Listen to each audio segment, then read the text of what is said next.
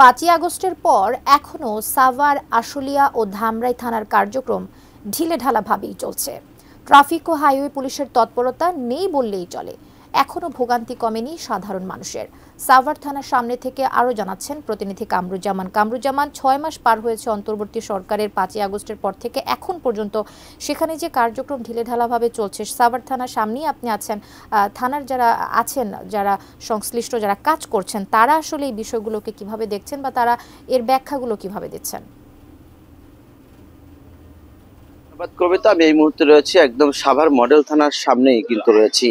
আমরা সকালেই কিন্তু এখানে এসেছি, এই হিসাবে আমরা কিন্তু অনেকের সাথে কথা বলেছি, যারা এইখানকে যারা ভুক্তভোগীরা তাদের সাথে অনেকের সাথে কথা বলেছি। তারা বলেছে যে আসলে এই থানায় তারা যখন আসে, তারা বিভিন্ন সময় অভিযোগ হওয়ার পরে যখন মামলাগুলো তাদেরকে নেওয়া হয়, তখন কিন্তু বিভিন্ন সময় আসলে বিভিন্ন চাপেই কিন্তু তাদের সমাধানগুলো সহজেই হয় না। মাঠের অলরাউন্ডার আমি, আর ঘরের অলরাউন্ডার টাইলক্স।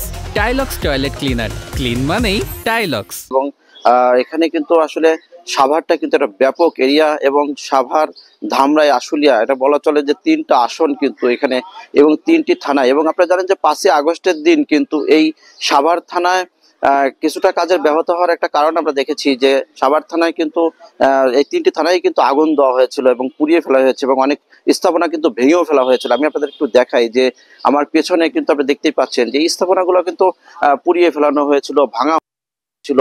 এবং সাভার থানার ভুক্তভোগী যারা অনেকেই আসেন, এবং এখানে যারা সেবা নিতে আসার সেবার এখন বর্তমান যারা রয়েছেন, আপনি দেখতেই পাচ্ছেন যে আমি একটু থানা ধীরে ধীরে যাচ্ছি ভিতরে, যে এই সাভার থানায় লক্ষ লক্ষ মানুষের যে বসবাস, প্রতিদিন কিন্তু খুব অভিযোগ আসে। আমরা একটু জানলাম যে প্রতিদিন প্রায় 70-এর উপরে কিন্তু মামলা, এবং আরো প্রায় 70-এর উপরে প্রায় অভিযোগ কিন্তু এখানে মানুষ নিয়ে আসে। এবং এই অভিযোগগুলো কিন্তু এখানকার যারা দায়িত্বে আছে তারা কি ঠিকঠাক মতো, অনেকেই বলে আমাদের কাছে অভিযোগ করেছে যে তারা পালন করছে না, বা আবার অনেক কিছুই কিন্তু সমাধান করে। আমরা একটু সাভারের চিত্র যে আমরা রাস্তায় দেখেছি, যে অনেক সময় হাইওয়ে থানার হাইওয়ে পুলিশ এবং ট্রাফিক পুলিশ তাদেরও কিন্তু আগের মতো সেরকম একটি দেখা যায় না বললেই চলে।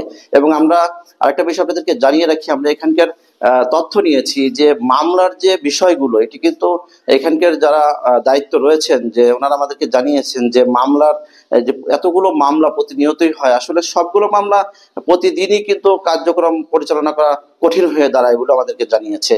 তো এই যে সাভার থানা, এটি কিন্তু 5ই আগস্টের দিনে আগুনে পোড়ানো হয়েছিল, নথিপত্র পোড়ানো হয়েছিল, এছাড়াও আরো বিভিন্ন রকমের কার্যক্রম। যেহেতু এই সাভার, ধামরাই, আশুলিয়া এই 3টি থানার পরেই কিন্তু একটি বড় ধরনের একটি কার্যক্রম, বড় ধরনের যে আগুন দেওয়া বা বড় ধরনের যে একটি ক্ষতি সাধিত হয়েছিল, যে কারণে থানা গুছিয়ে উঠতে অনেকটাই কষ্ট বলে জানিয়েছে এখানকার যারা দায়িত্বে আছেন তারা।